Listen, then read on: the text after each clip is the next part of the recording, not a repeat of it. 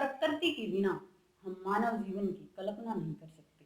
नमस्ते बच्चों, मैं सुगना। आज की वीडियो में हम कक्षा 11 की पुस्तक आरोह भाग 1 में राम नरेश त्रिपाठी द्वारा रचित खंड काव्य पथिक के जो आपके पाठ्यक्रम में 8 पद दिए गए हैं, उनमें से 4 पदों की काव्य सौंदर्य के साथ व्याख्या करेंगे। राम नरेश त्रिपाठी आधुनिक युग के प्रसिद्ध कवि हैं। कविता का भावार्थ समझने से पहले हम खंड काव्य और पथिक पर चर्चा कर लेते हैं। इनके विषय में जानना हमारे लिए बहुत जरूरी है। खंड काव्य, काव्य काव्य कहते हैं कविताओं को। जो कविताएं होती हैं वो होता है हमारा काव्य। और काव्य के दो भेद होते हैं, दो प्रकार के होते हैं। एक तो होता है सर्वे और एक होता है दृश्य। सर्वे काव्य कौन सा होता है?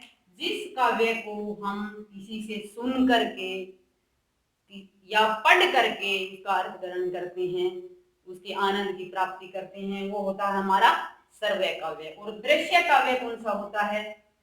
ऐसी कविताएं जो मंच पर प्रस्तुत की जाती है, जिसको हम देख सकते हैं साथ साथ में, वो होता है हमारा दृश्य काव्य। और सर्वे काव्य के दो भेद होते हैं। कौन कौन से? एक होता है प्रबंध काव्य और एक होता है हमारा मुक्तक काव्य। नाम के अंदर ही परिभाषाएं भी छिपी होती है। मुक्तक यानी कि मुक्त होता है, प्रबंध यानी कि प्रबंध में होता है, नियम में होता है। इसके अंदर क्या होता है? ऐसी कविताएं होती है जिसके अंदर कोई कहानी या कोई कथा होती है, वो शुरुआत से लेकर अंत तक कविताएं आपस में जुड़ी हुई होती है। और जो मुक्तक काव्य होते हैं, उनके जो पद होते हैं, उनके जो छंद होते हैं, जो कविताएं होती है, वो आपस में मेल नहीं करती। कि जिस प्रकार हमने पिछले वाली वीडियो में कबीरदास के पद पढ़े थे, मीराबाई के पद पढ़े थे, तो कबीरदास के पद हैं वो मुक्तक काव्य के हैं और मीराबाई के भी मुक्तक काव्य के हैं। कि कबीरदास ने पहले पद में क्या लिखा हुआ था कि परमात्मा के एक स्वरूप को स्वीकार करते हैं। दूसरे पद में उन्होंने लिख रखा था कि बाह्याडंबरों का त्याग हमें करना चाहिए, बाह्याडंबरों से ईश्वर की प्राप्ति नहीं होती। इसी प्रकार के मुक्तक काव्य में किसी भी कोई भी कविता होती है, वो उसके पद आपस में मेल खाने जरूरी नहीं होते। और प्रबंध काव्य के अंदर जो कविताएं होती है, वो एक दूसरे से, उसके जो पद और छंद होते हैं, वो एक दूसरे से मेल खाते हैं शुरू से लेकर अंत तक। और प्रबंध काव्य दो प्रकार के होते हैं, महाकाव्य और खंड काव्य।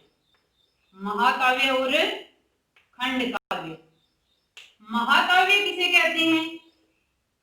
महान यानी कि किसी महान व्यक्ति, किसी देवता, किसी महापुरुष के जीवन की पूर्ण कहानी होती है। और उस व्यक्ति के जीवन की कहानी के साथ साथ उस व्यक्ति से जो संबंध रखने वाले पात्र होते हैं, उस व्यक्ति से संबंधित कोई घटना होती है, उसकी भी गौण कथाएं साथ में जुड़ी होती है, उसके विषय में भी जानकारी होती है। जिस प्रकार हमने महाकाव्य पढ़ा था 10th में तुलसीदास द्वारा रचित रामचरितमानस। रामचरितमानस में श्री राम के संपूर्ण जीवन की कहानी थी और उनसे जुड़े जो दूसरे पात्र थे, सीता जी के जीवन का वर्णन था, हनुमान जी के जीवन का भी वर्णन दिया गया था, रावण के विषय की जानकारी भी उसके अंदर दी गई थी। यानी कि उसके साथ जो जुड़ी अन्य घटनाएं और अन्य व्यक्ति होते हैं, उनके जीवन की भी गौण कहानियां होती है। पूरे संपूर्ण जीवन की पूरी बड़ी कथा होती है, जन्म से लेकर मृत्यु तक। उसे कहते हैं महाकाव्य। और खंड काव्य क्या होता है? खंड यानी टुकड़ा, अंश। कि किसी व्यक्ति के जीवन के बारे में कोई अंश, कोई हिस्सा, किसी घटना का, उसका वर्णन काव्य के रूप में, कथा के रूप में। ये भी कहानी होती है शुरू से लेकर के अंत तक। जो इनके पद और छंद होते हैं आपस में मिले होते हैं, वो होता है हमारा खंड काव्य। हम मोटे रूप में कह सकते हैं कि महाकाव्य एक बड़ी कथा, बड़ा वर्णन होता है किसी व्यक्ति का और खंड काव्य छोटा वर्णन होता है, किसी व्यक्ति की छोटी कथा होती है। महाकाव्य में 8 या 8 से अधिक भाग होते हैं, जिसको सर्ग, अध्याय हम कांड कहते हैं। और खंड काव्य में 8 से कम भी हो सकते हैं, 6 हो सकते हैं, 5 हो सकते हैं। इस तरह से उसको हम क्या कहते हैं, खंड काव्य। और जो पथिक हमारा है वो एक खंड काव्य है, पथिक जीवन का यात्री। इसमें एक ऐसे नायक की कहानी है जो संसारिक बंधनों से ऊब जाता है और प्रकृति की गोद में चला जाता है, प्रकृति की शरण में चला जाता है और वहां किसी साधु से आज्ञा पाकर देश सेवा का निर्णय लेता है, देश की सेवा करने के लिए वापिस आ जाता है। और लेकिन वहां किसी राजा के द्वारा मृत्यु दंड दे दिया जाता है और उसके बाद भी, उसकी मृत्यु के बाद भी उसके किए हुए कार्यों के कारण उसकी जो प्रसिद्धि है, उसकी जो कीर्ति है, वो समाज के अंदर फैली रहती है। और आपके जो पाठ्यक्रम में जो पद दिए गए हैं वो पथिक के जीवन के वो अंश है जब वो प्रकृति की शरण में जाता है। तो जब वो समुद्र के किनारे, सागर के किनारे बैठकर प्रकृति के सौंदर्य से पूर्ण रूप से आकर्षित हो जाता है, तब उसका वहां वर्णन किया गया है। और आपके पाठ्यक्रम में प्रकृति के सौंदर्य का वर्णन क्यों दिया गया है, इसका भी एक उद्देश्य है कि आज हम देखते हैं कि हमने प्रकृति से अपना मुंह मोड़ लिया है, प्रकृति के महत्व को हम नहीं समझ पा रहे हैं और वास्तव में हमारा जीवन ही प्रकृति है, हमारा जीवन प्रकृति के ऊपर ही टिका हुआ है। तो हमारा ध्यान उसके सुंदरता का वर्णन करके हमारा ध्यान आकर्षित करने के लिए हमारे पाठ्यक्रम में ये प्रकृति के सौंदर्य का वर्णन दिया गया है। प्रतिक्षण नूतन वेश बनाकर रंग बिरंग निराला, जब पथिक का नायक सागर के किनारे बैठकर प्रकृति के सौंदर्य को निहार रहा है तो वह बताता है कि प्रतिक्षण पल पल नूतन नया वेश रूप धारण करके, रूप वेश बनाकर रूप धारण करके, रंग बिरंग निराला, निराला होता अद्भुत, कि समुद्र के किनारे नायक बैठा है और किसका वर्णन कर रहा है, रवि के समुख समुख सामने थिरक थिरक रही है, नाच रही है, नभ में आकाश में वारिद माला, वारिद वारी होता पानी, वारिद यानी कि बादल, पानी देने वाले, माला पंक्तियां, कि बादलों की पंक्तियां इस तरह से रंग बिरंगे अद्भुत सौंदर्य को धारण कर रही है, रंग बिरंगा रूप बना रही है, बादल तरह तरह के रूप बदल रहा है और नायक को इस तरह लग रहा है जैसे वह रवि होता सूर्य, सूर्य के सामने नाच रही है। प्रत्येक पल हर क्षण नया रूप धारण करती है। कौन? बादल। नीचे नील समुद्र मनोहर, ऊपर नील गगन है, घन पर बैठ बीच में विचरूं, यही चाहता मन है। कवि क्या कहता है कि नीचे समुद्र के पास जब वो खड़े हैं तो कह रहे हैं नीचे तो नीले रंग का मनोहर, मन को भरने वाला गहरा सागर है, समुद्र है और ऊपर नीले रंग का आकाश है। घन पर बैठ, घन होते हैं बादल, बीच में विचरूं विचरूं भ्रमण करूं, यही चाहता मन है। कवि प्रकृति के सौंदर्य से इतना आकर्षित हो जाता है कि कवि कहता कि मेरा मन चाहता है कि मैं बादलों के बीच में बैठकर, जो ऊपर नीले रंग का आकाश है और नीचे नीले रंग का जो मन को हरने वाला समुद्र है, उसके बीच में विचरण करके इसको निहारूं, इसको देखूं। रत्नाकर गर्जन करता है, मल्यानील बहता है, हरदम यह हौसला हृदय में प्रिय भरा रहता है। प्रिय कौन? यहाँ पर कवि की पत्नी, नायक की पत्नी, हृदय मन, मल्यानील मल्य पर्वत से आने वाली सुगंधित हवा, गर्जन गर्जना करना, रत्नाकर रतन का खजाना यानी कि सागर, समुद्र, समुद्र का पर्यायवाची शब्द है रत्नाकर, हरदम कि हर क्षण। कवि कहता कि प्रत्येक पल प्रकृति के लिए सुंदरता देखकर मेरा मन क्या करता है कि मैं इसके बीच में विचरण करूं। और जो बार बार जोर जोर से गर्जना करता है समुद्र, और मल्य पर्वत से आने वाली सुगंधित हवा इतनी मधुर होती है, मन को मोहने वाली है कि मेरा हर वक्त मेरा मन के अंदर यह हौसला भर देती है। कौन कवि के मन के अंदर हौसला कौन भर देता है? जो समुद्र बार बार जोर से गर्जना करता है, बिना डर के जब वो गर्जना करता है तो कवि के अंदर भी हौसला जागृत हो जाता है। और जो सुगंधित हवा बहती है उससे कवि का हौसला है वो और भी तेज हो जाता है। वो अपनी पत्नी से संबोधित करते हैं कि हे प्रिय, मेरे मन में यह हौसला भर जाता है कि क्या करे कवि। देखें दूसरे पद में, इस विशाल विस्तृत महिमा में रत्नाकर के घर के कोने कोने में लहरों पर बैठ फिरूं जी भर के। कि समुद्र की जोर जोर गर्जना और सुगंधित हवा कवि के मन में इतना हौसला भर देती है कि वो विशाल आकार में बहुत बड़ा जो सागर है, विस्तृत जो पूरा फैला हुआ है, महिमा गौरवपूर्ण रत्नाकर समुद्र, समुद्र के लिए बहुत सुंदर विशेषणों का कवि ने प्रयोग किया है कि सागर जो बहुत बड़ा है, बहुत फैला हुआ है, जो गौरवपूर्ण है, घर के कोने कोने कोने में लहरों पर बैठ फिरूं जी भर के। कि मेरा हौसला इतना बढ़ जाता है कि इस बड़े और फैले हुए और गौरवपूर्ण समुद्र की लहरों के बीच में बैठ करके उसके कोने कोने यानी कि प्रत्येक कोने के अंदर जाकर के इसकी सुंदरता को निहारूं, इसकी सुंदरता को मैं जी भर के पूर्ण रूप से उसको देखता रहूं, निहारता रहूं। काव्य सौंदर्य देखें, खड़ी बोली का प्रयोग हिंदी का ही एक रूप होता है। होती है खड़ी बोली, जो हमारे पाठ्य पुस्तकों में होती है, पत्र पत्रिकाओं में होती है, वो खड़ी बोली होती है। तो खड़ी बोली का कवि ने प्रयोग किया है। तत्सम शब्दों का प्रयोग है, संस्कृत निष्ठ भाषा है उनकी। तत्सम शब्द प्रतिक्षण, नूतन, हृदय, रत्नाकर, विस्तृत, सारे के सारे तत्सम शब्दों का प्रयोग कवि ने बड़ा सुंदर किया। अभिधा शब्द शक्ति की जो कवि ने लिख रखा है उसका वही अर्थ ये शब्द दे रहे हैं। 3 प्रकार की होती है, हमने पहले भी डिस्कस कर लिया था। शांत रस, प्रसाद गुण, संगीतात्मकता है, कविता बड़ी ही सुंदर गाए जाने वाली है।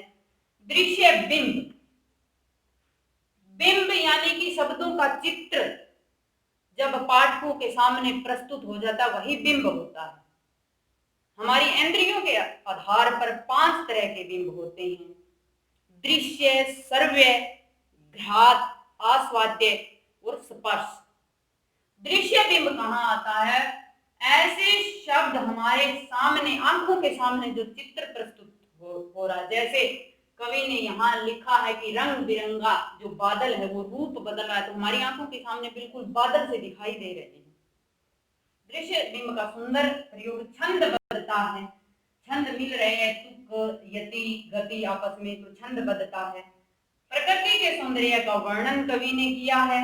अनुप्रास और पुनरुक्ति और मानवीकरण अलंकार, पूरी की पूरी कविता में मानवीकरण अलंकार, प्रकृति का मानवीकरण किया है कि रत्नाकर गर्जन करता और थिरक रही है, रवि के सम्मुख थिरक रही है। नाचते कौन है?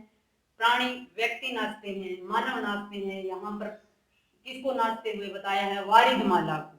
तो प्रकृति का मानवीकरण किया गया है। कोने कोने में पुनरुक्ति प्रकाश अलंकार है। अनुप्रास हमारा कई जगह आया हुआ है। दूसरा पद देख, निकल रहा जल निधि तल पर बिंब अधूरा, कमला के कंचन मंदिर का मानो कांत कंगूरा।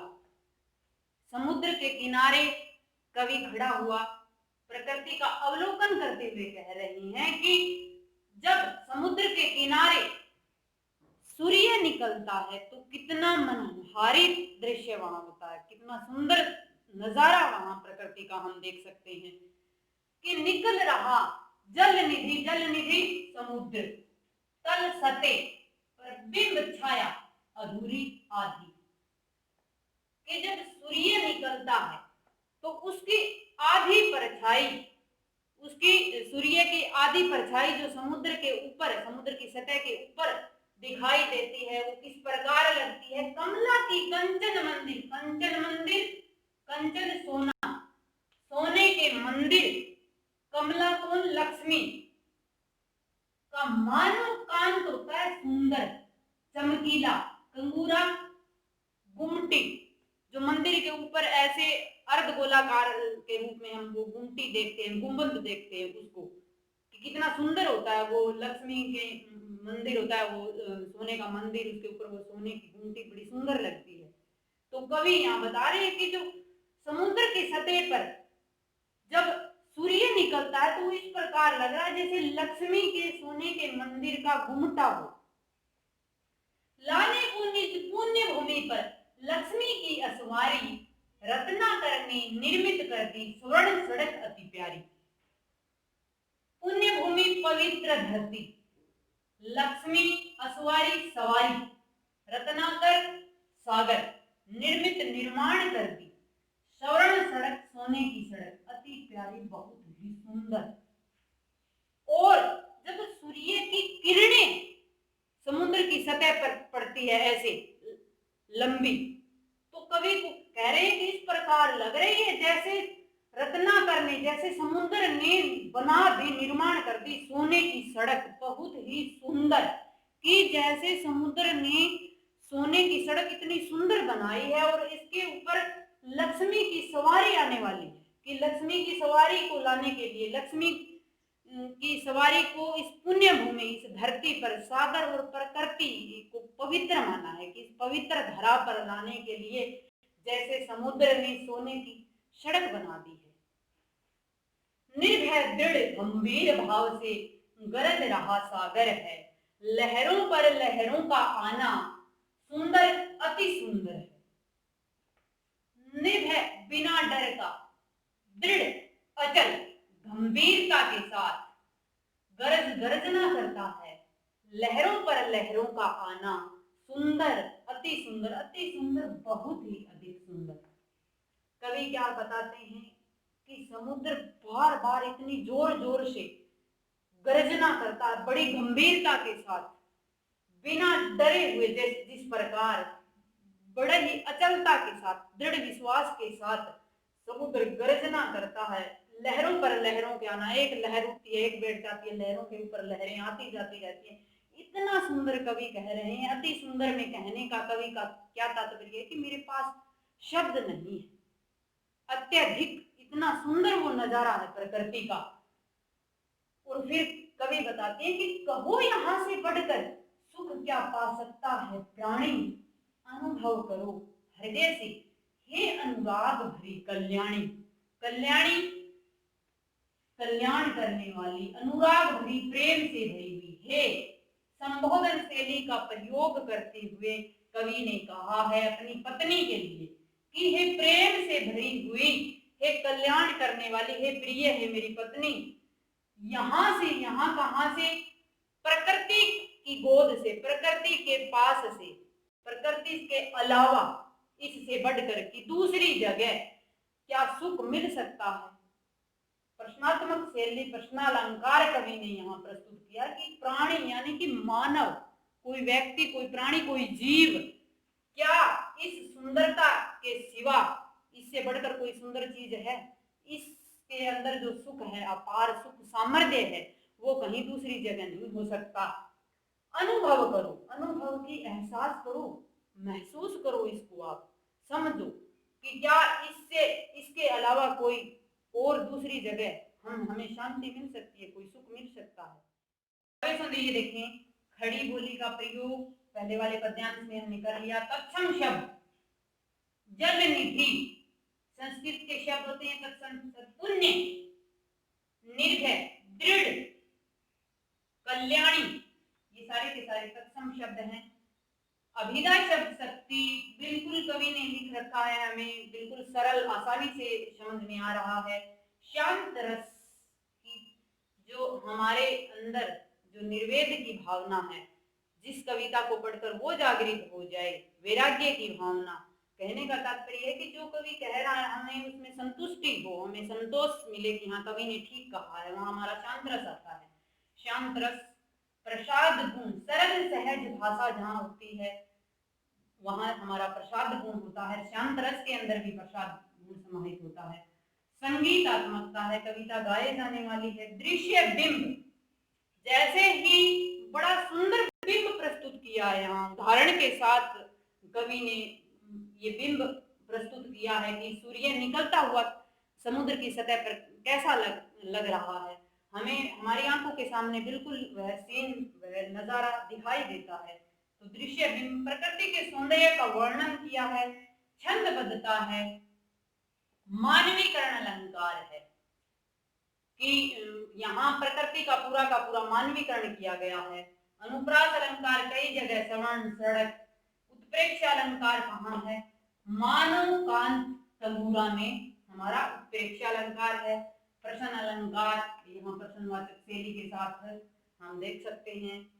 आगे के जो दो और पद, हमारे चार और जो पद रहते हैं वो आगे वाली वीडियो में करेंगे। आशा है कि आपको ये पद हैं वो अच्छे से समझ में आ गए होंगे। घर रहें, स्वस्थ रहें। धन्यवाद।